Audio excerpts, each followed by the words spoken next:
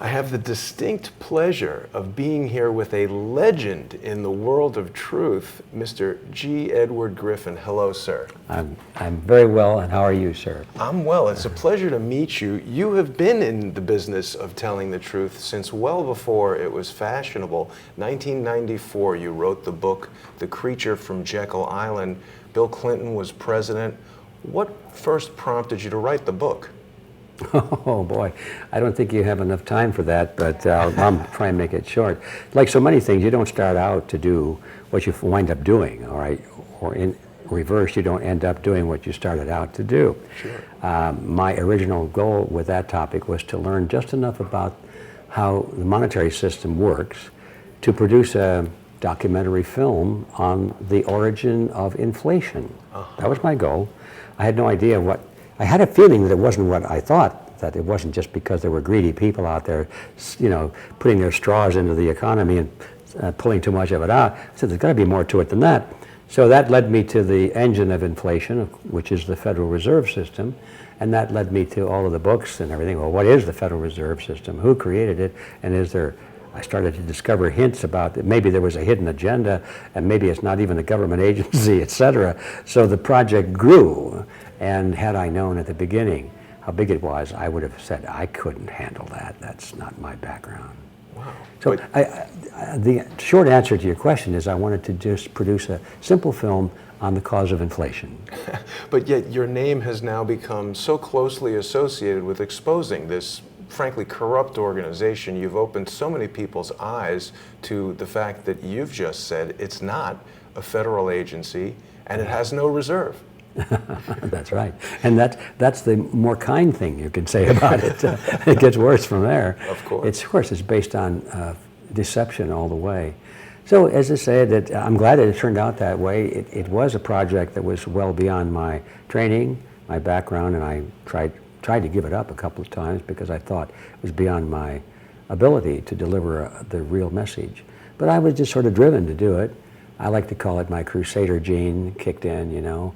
But so I abandoned the project a couple of times, came back to it, simply because I knew it was so bloody important to do. And people, I was blowing my own mind with the things I was discovering from the literature written by the people themselves, not their critics, but themselves, bragging about what they were doing. I thought, wow, these, well, clean up the language, these gentlemen were not gentlemen. So I just had this urge to get the truth out. Anyway, that's how it happened. No great, you know, I didn't feel like I was on a white horse or anything. It's just that the view of what I was doing grew as I was doing it. And of course, in 1994, the internet wasn't generally accessible to the public. It must have been very difficult to do the initial research. Well, it was a lot more difficult than it is now, but we didn't consider it difficult because that's the way it was always done. You go to the library. Right. You spend your life in the library. You go there every day, and you read all the books you can find, and you find through the indexes which books can be loaned, and they come. You get them from other libraries, and then of course you spend half of your life sitting in front of a microfilm reader and put this flash of 35 millimeter film in there, and then roll it out, and the whole history rolls before you as you crank the crank and you see the New York Times going, what was that? Federal Reserve, what was that? Yeah, that's how we did it. It was fun. Yeah, well, it's nostalgic, I would say. Yeah, it was fun. And so it was mostly historical news items that you were uncovering, or what was the bulk of you're saying it was writings of their own? Okay, I have to stop and think for a second, but I remember the process. There had been some other people had written on this topic. I wasn't the first one to write about this. In fact, there were a lot of books out there. But as is often the case, an important topic like this, there are a lot of books on it, but nobody reads them. Right. Because they're written in a style that's kind of, most people would say, dull. I mean, who wants to read about banking unless you're a banker, right? Right. And how does banking work? Who cares, you know? Where's the money? Right. Sort of thing. So my task was to read all of the books that had been written from a technical point of view and pull out of that those things which made it into a story. And it is a story. I approached it very quickly after I saw what was happening as a mystery story. The question is, you know, how did they pull off this secret event. It was a secret meeting. That was the first thing that caught my mind, is that the origination of the Federal Reserve was held in secret on an island called Jekyll Island, which is the reason for the title, off the coast of Georgia. Why not in Washington, D.C.? And who were these people? Oh, they weren't congressmen. They weren't senators. They were bankers writing the legislation for the banking industry, which later would be sold to the American people as a means of controlling the banking industry. Oh, now I get why the secrecy. They didn't want people to know that they were writing their own cartel agreement, which is what it was. So, you know, I decided after I got hold of the picture, I was no longer interested in the formulas of how they convert money and what the reserve ratios are and all that sort of thing. That was technical. I saw a mystery story here. It was a whodunit. I found out who did it, and so I wrote it as a mystery story. This is how they did it, where they buried the body, and all that sort of thing. It seems like they've only become more brazen. As you're speaking, I'm reminded of Goldman Sachs giving Barack Obama a list of people to put in his cabinet.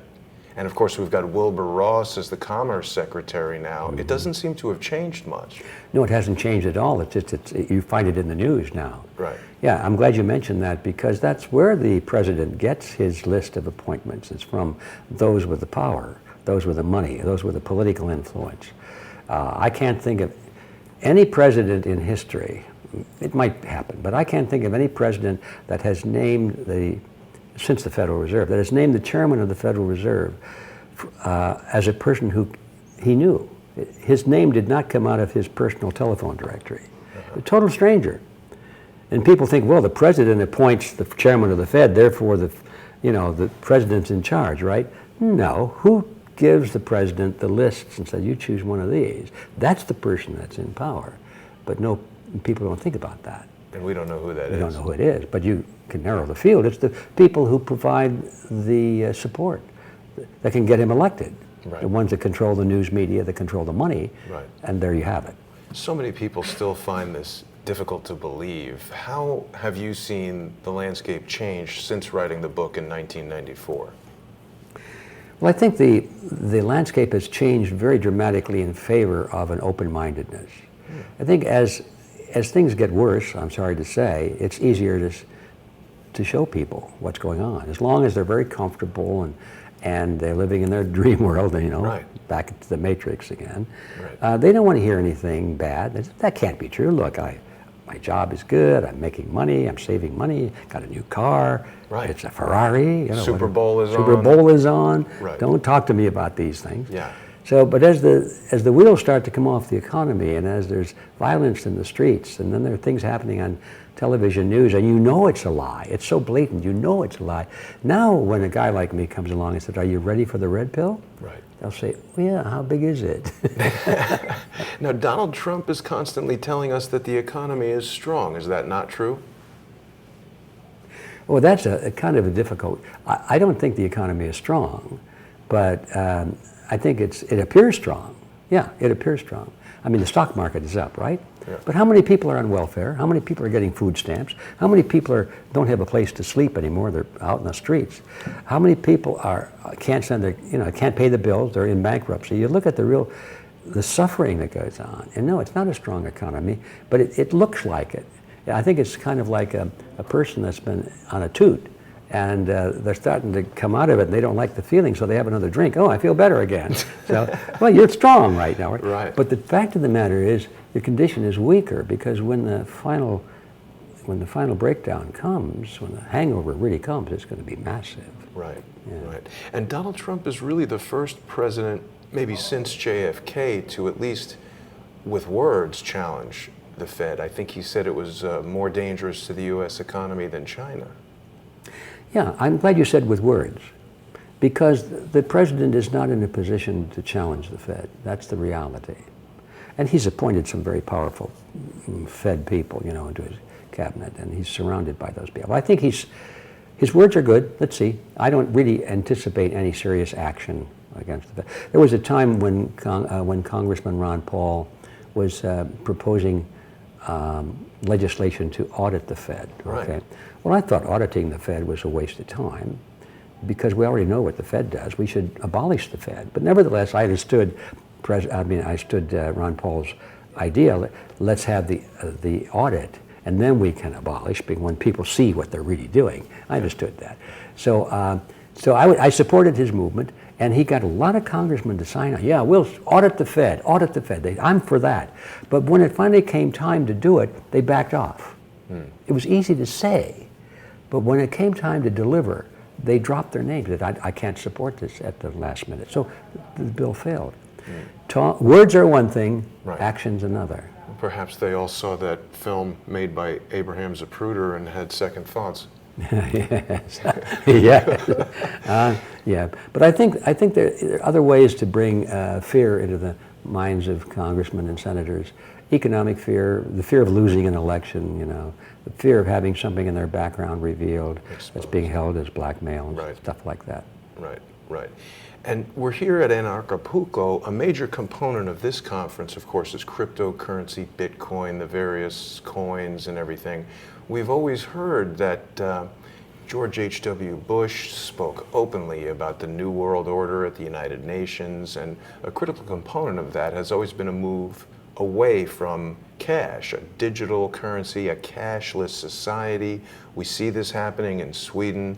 Ole Damegard introduced us to his friend Johnny Cash, who makes it a point of going to stores and insisting on only using cash.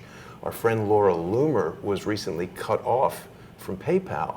So people talk about this coming day when digital cash will be able to stop people from conducting transactions for having the wrong kind of thoughts. But for Laura Loomer and others, it's already here.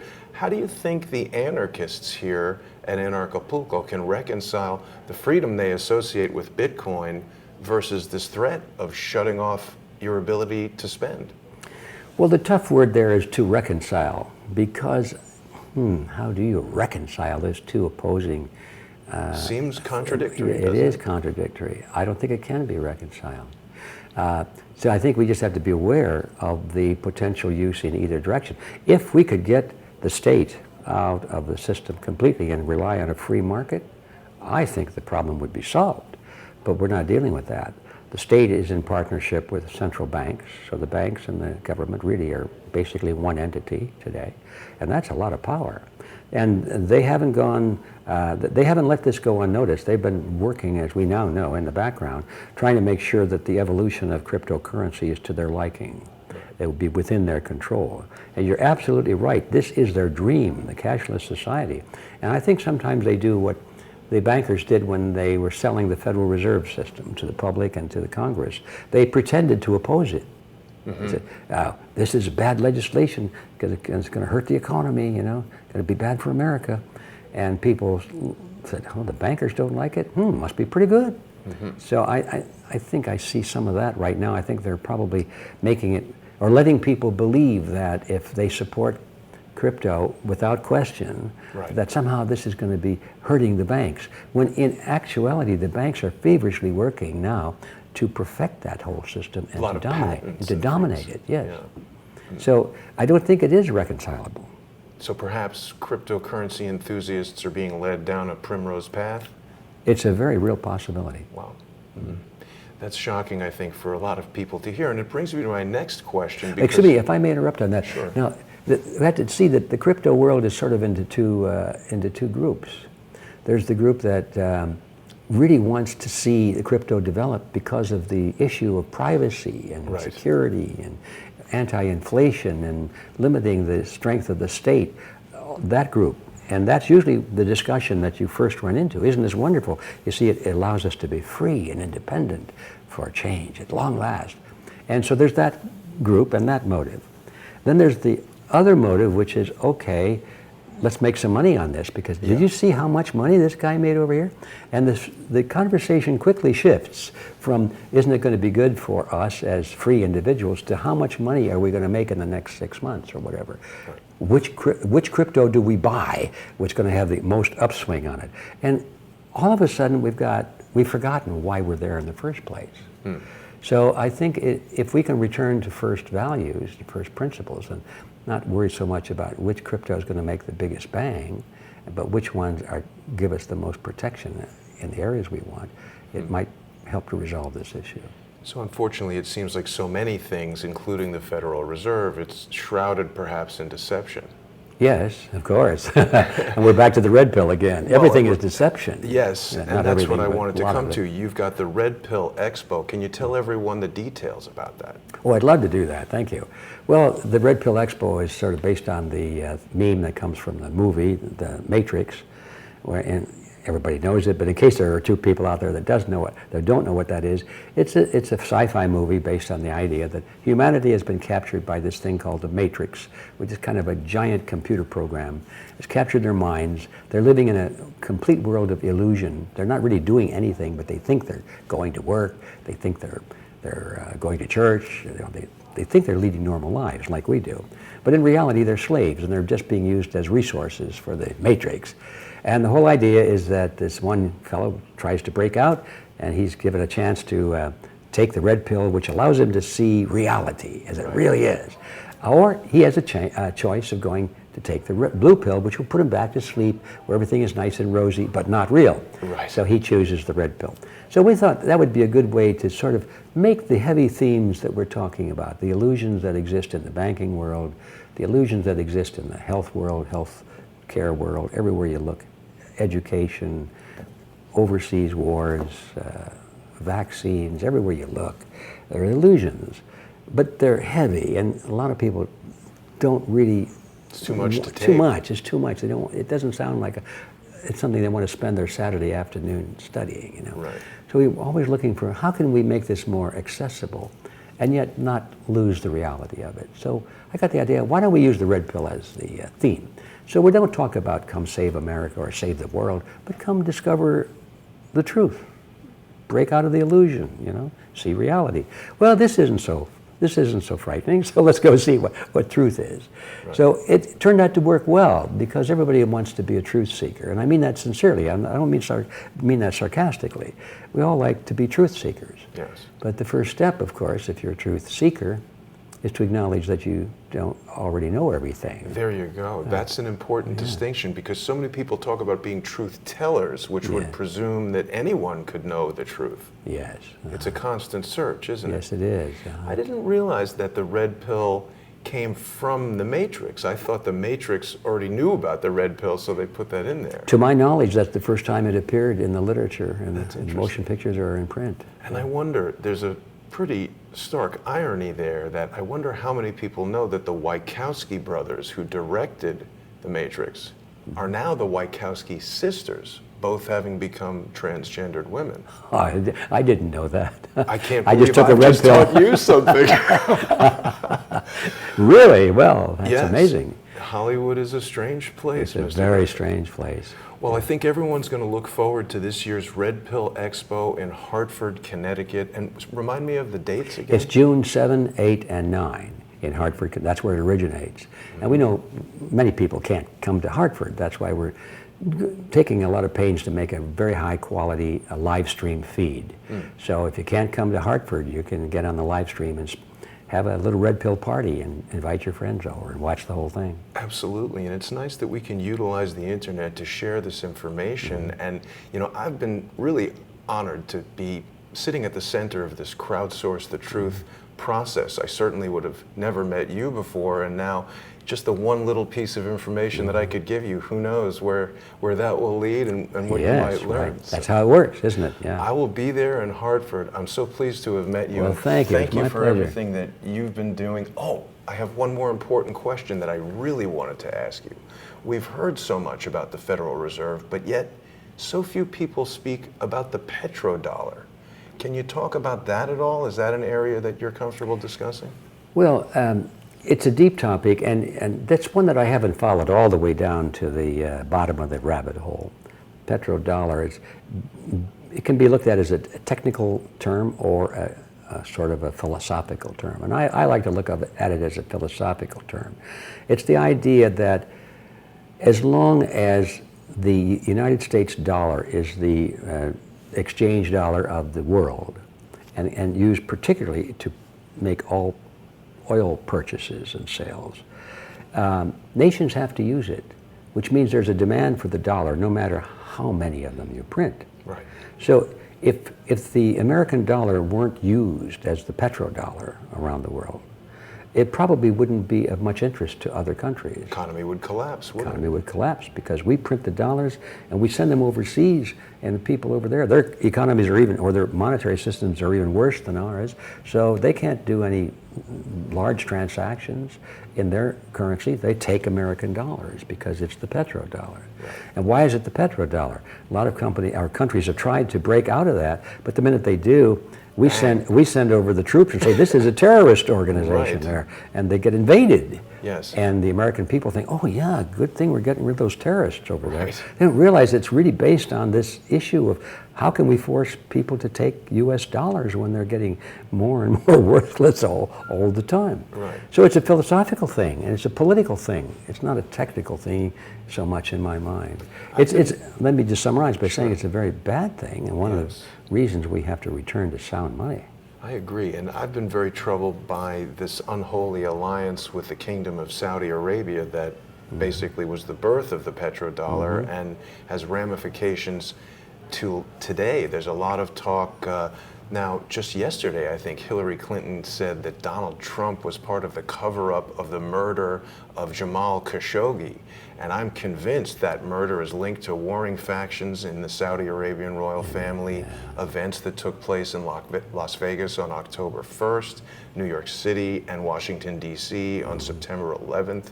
I think there's an incredibly dirty through line in all of these things. And Yeah, I can smell it too. I don't know what it is, but it stinks. And on that, I will say thank you so much, sir. It's been a pleasure meeting you and speaking with you. Well, I'll thank look you. My forward to pleasure. seeing you in Hartford. Hartford, it shall be. All right. Excellent. Thank you very Thank much. you.